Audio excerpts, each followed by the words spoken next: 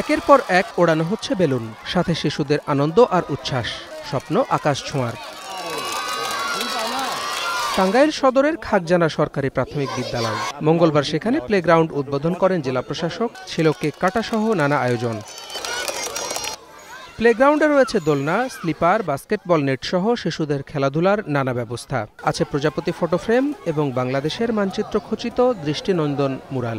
জেলা প্রশাসকের আশা, এর মাধ্যমে প্রান্তিকের শিশুদের স্কুল থেকে ঝরে পড়ার হার কমবে। আনন্দের পাশাপাশি শিশুদের দেশপ্রেম ও পরিচয়ের বোধও জাগ্রত হবে।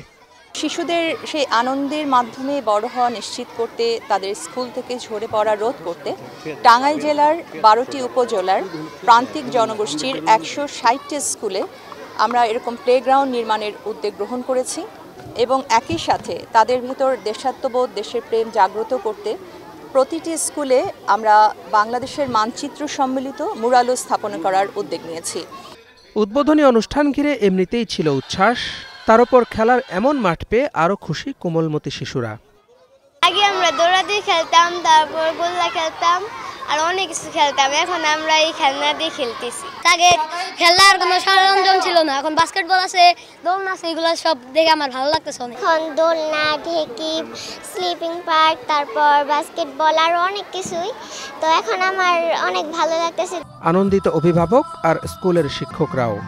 আমি যখন ছোট ছিলাম তখন যে স্কুলে এই প্লেগ্রাউন্ডটা থাকতো সেই স্কুলে আমি ভর্তি হওয়ার জন্য আগ্রহ প্রকাশ করতাম।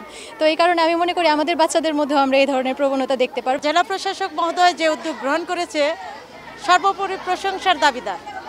প্রতিটা স্কুলে, প্রতিটা জেলায় এগুলি থাকা একান্ত দরকার। এই খেলনা দেখে অনেক আগ্রহী হয়েছে স্কুলে আসার জন্য।